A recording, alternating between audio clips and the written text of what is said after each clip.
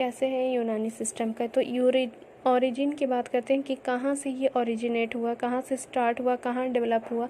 तो ये ग्रीस में डेवलप हुआ, ओरिजिनेट हुआ, स्टार्ट हुआ। हकीम अजमल ख़ान जो थे वही इंट्रोड्यूस कराए थे, यूनानी फिजिशियन थे जो कि यूनानी सिस्टम को इंट्रोड्यूस कराए थे। और उसके साथ साथ यूनानी फिजिशियन के साथ साथ वो फ्रीडम फाइटर्स भी रह चुके हैं अपने कंट्री के। ही स्टेबलाइज्ड एन आयुर्वेदिक एंड यूनानी तिबिया कॉलेज, जो कि तिबिया कॉलेज और आयुर्वेदिक और यूनानी तिबिया कॉलेज को भी स्टेबलाइज्ड किए हैं।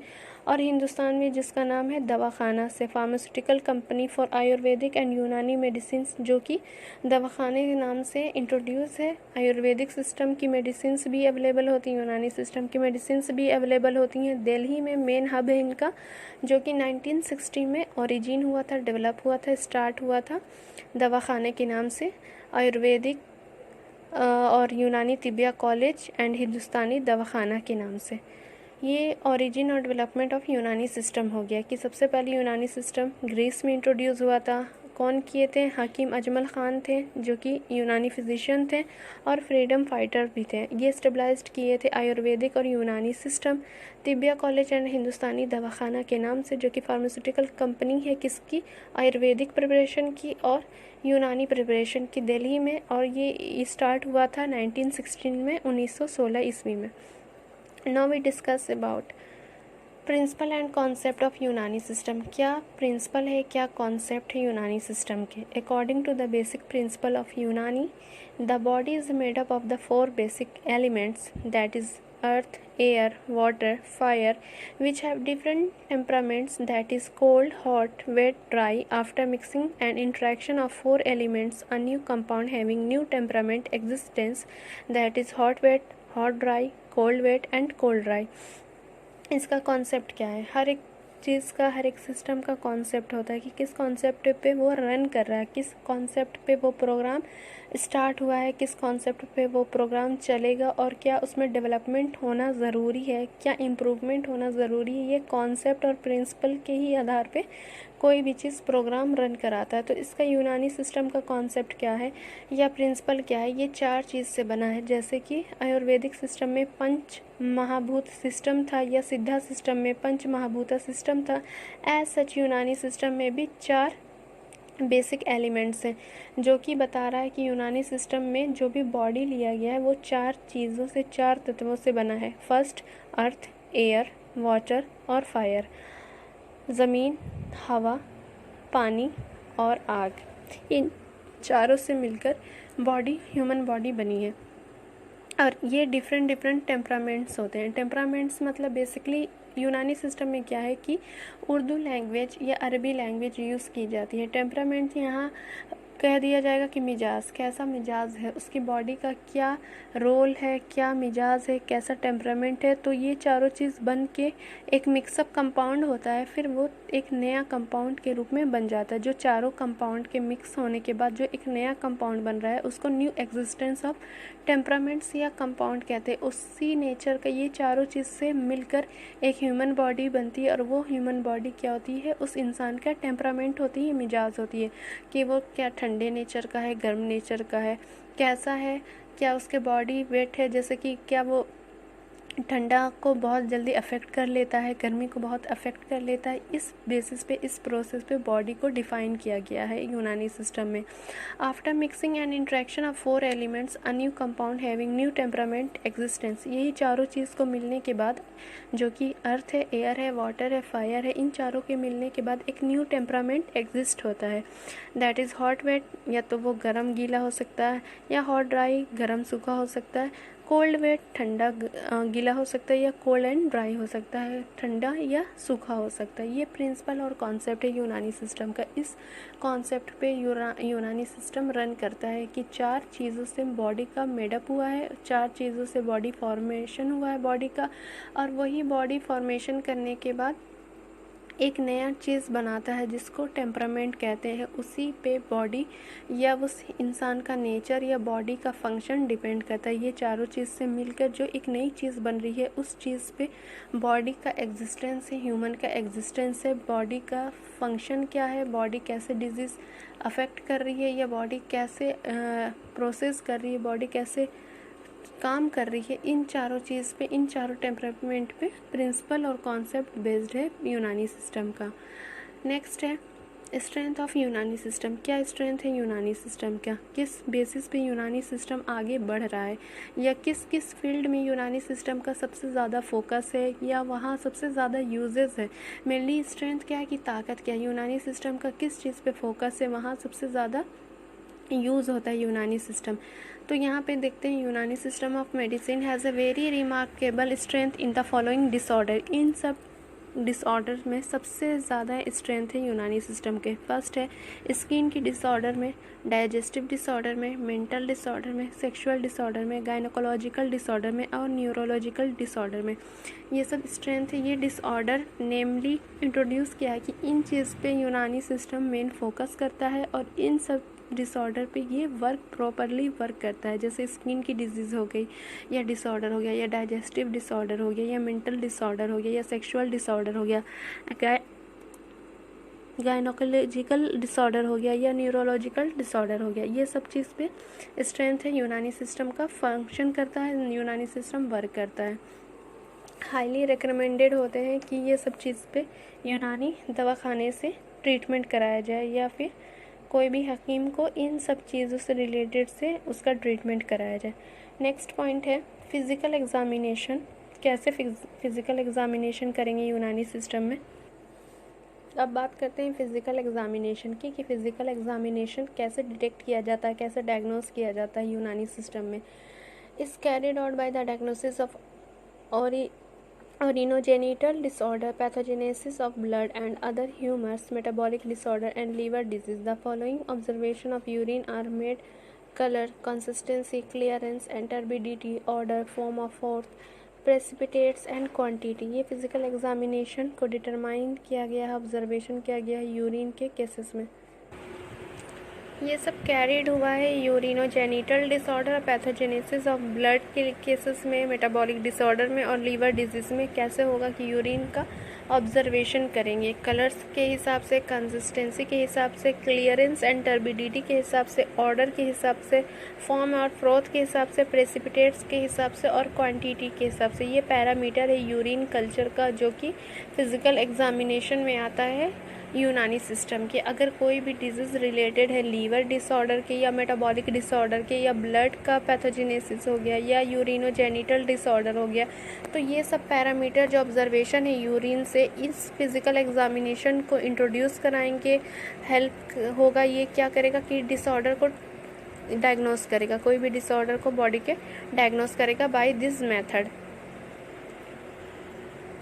This are the 10 condition pulse observe during diagnosis. क्या क्या डायग्नोसिस होता है पल्स में ऑब्जर्व करते हैं, क्या क्या डायग्नोसिस के दौरान क्वांटिटी करते हैं, पल्स की क्वांटिटी चेक करते हैं, फोर्स करते हैं, ड्यूरेशन ऑफ मूवमेंट करते हैं, condition of the vessel wall करते हैं और वॉल्यूम करते हैं, जो कि नाड़ी, जैसे कि आयुर्वेदा सिस्टम में भी, सिद्धा सिस्टम में भी फिजिकल एग्जामिनेशन नाड़ी के थ्रू, पल्स के थ्रू होता था। एज सच यूनानी सिस्टम में भी ऑब्जर्वेशन या डायग्नोसिस पल्स के थ्रू होता है। उसकी क्वांटिटी चेक करते हैं, फोर्स, किस फोर्स से पल्स रेट बढ़ रहा है उसको चेक करते हैं, ड्यूरेशन ऑफ मूवमेंट करते हैं कि कितना ड्यूरेशन हुआ मूवमेंट का, condition of the vessels walls करते हैं, वॉल्यूम करते हैं, duration of the rest period को भी चेक करते हैं, पल्पिटेशन को भी करते हैं, पल्स के इक्वलिटी एंड इनइक्वलिटी को चेक करते हैं, बैलेंस ऑफ द पल्स देखते हैं और रिदम देखते हैं। ये सब फैक्टर है जो कि पल्स रेट को इंट्रोड्यूस करता है, डायग्नोसिस में हेल्प करता है। फर्स्ट हो गया यूरिन के थ्रू, नेक्स्ट हो गया पल्स के थ्रू। यूरिन के थ्रू यूरिन का कलर, कंसिस्टेंसी, टर्बिडिटी, ये सब चीज़ पैरामीटर चेक होता था। और पल्स में क्या होता है कि ड्यूरेशन, क्वालिटी, मूवमेंट, किस वॉल्यूम पे जा रहा है, ये सारे पैरामीटर्स इसमें चेक होते हैं। अब बात करते हैं डायग्नोसिस की। डायग्नोस्टिक प्रोसेस इन यूनानी system is dependent on observation and physical examination. जो कि फिज़िकल एग्जामिनेशन हम लोग ऑब्जर्वेशन पढ़ चुके हैं, जो कि यूरिन के थ्रू होता था या पल्स के थ्रू होता था। एज सच डायग्नोसिस केस में भी वही है, ऑब्जर्वेशन करेंगे, फिज़िकल एग्जामिनेशन करेंगे और यूरिन का एग्जामिनेशन करेंगे। Diagnosis involves investigating the causes of disease thoroughly and in detail. For this, the physician depend mainly on pulse reading and examination of urine and stool. Diagnosis में क्या होता है कि जो कॉज कर रहा है, जो कि डिजीज़ को इंट्रोड्यूस कर रहा है, उसकी चीज़ को, कारण को सबसे पहले डिटेल आउट करेंगे कि किस कारण से ये बीमारी इंट्रोड्यूस हुई है। फिर उसके बाद फिजिशियन क्या करेगा, पल्स रिकॉर्ड को चेक करेगा और फिर यूरिन और स्टूल का एग्जामिनेशन करेगा। सबसे पहले तो काउज चेक करता है कि किस कारण से ये बीमारी आई है, डेवलप हुई है। उसके बाद ये एग्जामिनेशन, जो फिजिकल एग्जामिनेशन है, पल्स रीडिंग है या यूरिन या स्टूल का एग्जामिनेशन है, वो डन कराएंगे डायग्नोसिस में। ये केस किस में आता है, यूनानी सिस्टम में। नेक्स्ट है the human body is considered to be made up of following 7 components or elements, temperaments, humours, organs, spirits, faculties and functions. ये 7 पैरामीटर हैं जो कि इंसान में ये चीज़ प्रॉपर्टीज़ के हिसाब से पाई जाती है। ये प्रॉपर्टीज़ है ह्यूमन बींग की, ये प्रॉपर्टीज़ है अकॉर्डिंग टू यूनानी सिस्टम। एलिमेंट्स को क्या बोलते हैं, अर्कन, कि क्या क्या अर्क से बॉडी बनी है। टेम्परामेंट जैसे कि मिजाज कोल्ड था, हॉट था, एयर ड्राई था या वेट था। ह्यूमर्स मतलब अखलाक, मतलब कैसा बात करने का तरीका है, क्या सेंस। फिर ऑर्गन्स आज़ा जिसको बोलते हैं, स्पिरिट्स अरवा, फैकल्टीज़ कुवा एंड फंक्शन अफ़ाल।